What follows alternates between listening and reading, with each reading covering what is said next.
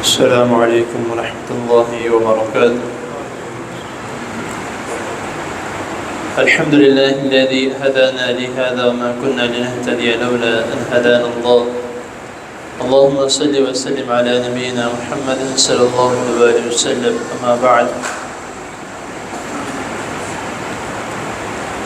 حضرت محترم، کتاب البیوع خرید و فروخت کے احکام و مسائل میں ہمارا پچھلا باب جو قرض،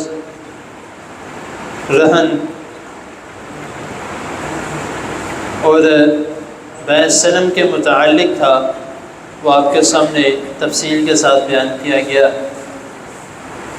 آگے جو نیا باب کتاب البیوع کا ہی باب التفلیسی والحجر، مفلسی اور تصرف سے روکنے کا بیان اور اس کے متعلق جو احکام و مسائل ہیں۔ مفلسی کچھ شخص کو کہتے ہیں مفلس ہو جائے جس کے پاس کچھ نہ رہے، کوئی حادثہ پیش آ گیا یا کوئی ناگہانی آفت آ گئی، اس کو مفلس کہتے ہیں۔ ایک شخص ایسا ہے جو امیر ہے، کچھ خریدنے کے لیے گیا ہے، اور جب وہ خریدتا ہے تو وہ کہتا ہے کہ میں اس کی رقم تھوڑی دیر بعد ادا کروں گا، ابھی میں نے اور بھی تھوڑا سامان لینا ہے۔ تو اتنے میں ہی اس کے ساتھ کوئی ایسا حادثہ پیش آتا ہے کہ اس کے پاس کچھ بھی نہیں بچتا سوائے اس چیز کے جو اس نے خریدی ہے، اور ابھی اس کی رقم اس نے واپس لوٹانی ہے۔ جو چیز خریدی ہے اس کی رقم ابھی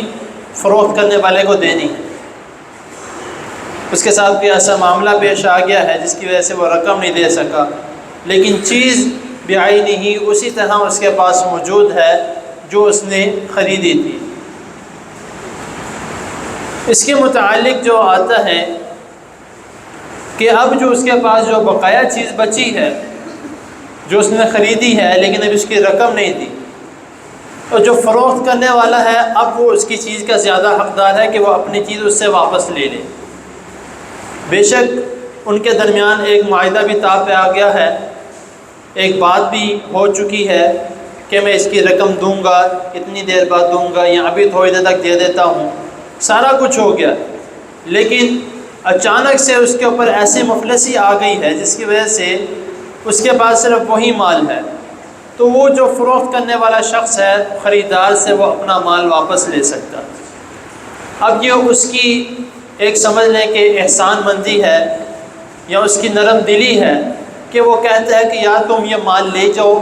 تمہارے اوپر ایسا وقت اچانک سے آ گیا ہے، تم اس کو لے جاؤ، اس کو فروخت کر کے مجھے پیسے دے دینا۔ وہ اس کی اپنی نرم دلی ہے اگر وہ اس طرح کرتا ہے تو۔ نہیں تو جو خریدنے والا شخص ہے وہ اس سے یہ ڈیمانڈ نہیں کر سکتا کہ یار میں نے تو تمہارے سامنے ابھی خریدا ہے، تمہیں پیسے دینے تھے، اب یہ میرے پاس رہنے، تو وہ اس طرح کی ڈیمانڈ نہیں کر سکتا۔ ایک اور شکل اس کی مفلسی کی جو دوسری ہے کہ اگر اس شخص نے مال خریدا ہے لیکن ابھی اس کے ذمے اس کی رقم باقی ہے جو اس نے دینی ہے، وہ مال اس کے پاس باقی ہے اور وہ فوت ہو گیا ہے اسی وقت یا تھوڑا سا آگے جا کر یا بازار سے نکل کے اس موقع میں وہ فوت ہو چکا ہے۔ اب اس کے پاس جو مال ہے، اب احادیث کے مطابق جو ہے وہ جس سے اس نے مال خریدا تھا وہ ان سب میں وہی مال جو ہے وہ تقسیم کر دیا جائے گا۔ یا اس بازار میں ایک شخص سے اس نے مال خریدا تھا لیکن باقیوں کا قرض ابھی دینا باقی تھا، تو اسی مال کو جو ہے وہ سب میں تقسیم کیا جائے گا، برابر کا تقسیم کیا جائے گا۔ اب اس میں دو شکلیں ہیں۔ نمبر ایک تو جو میں نے بتائی کہ اگر کوئی مفلسی آ گئی ہے، کوئی مصیبت آ چکی ہے، تو وہ مال جس کا تھا اسی کو جائے گا، لیکن دوسری شکل اگر وہ فوت ہو گیا ہے تو وہ مال بے شک اس نے ایک بندے سے خریدا ہے وہ سب میں برابر تقسیم ہوگا۔ تو اس میں جو اکثر لوگ جو ہیں یا جو بیان کرنے والے ہیں، جو سننے والے ہیں، وہ اکثر کہتے ہیں کہ یار اس میں تو جو ہے وہ کئی مسائل آ جاتے ہیں کہ اس نے خریدا تو ایک بندے سے تھا، بانٹا سب کو جا رہا ہے، تو اس میں کیا ہے؟ کیونکہ شکلیں دونوں الگ الگ ہیں، ایک ہے کہ اس میں مصیبت آ گئی، دوسری ہے کہ وہ فوت ہو گیا، تو اسی لیے جو قرض ہے،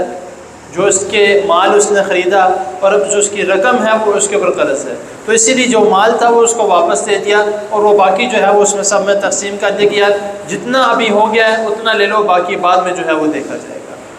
تو یہ طریقہ کار جو ہمیں نبی کریم صلی اللہ علیہ وسلم نے ہمیں سکھایا ہے، ہمیں اس کے مطابق چلنا چاہیے، اور جو اعمال جس طریقے سے خاص طور پہ خرید و فروخت کے معاملات میں، حلال حرام کے معاملات میں اور بیع کے معاملات میں جو نبی کریم صلی اللہ علیہ وسلم نے طریقہ کار بتایا ہے، ہمیں اس کے مطابق چلنا چاہیے۔ آج جدید دور کے مطابق ہم کہتے ہیں کہ یہ بھی ٹھیک ہے کر لو، یہ بھی ٹھیک ہے کر لو، اگر کرنے سے مسئلہ نہیں ہے،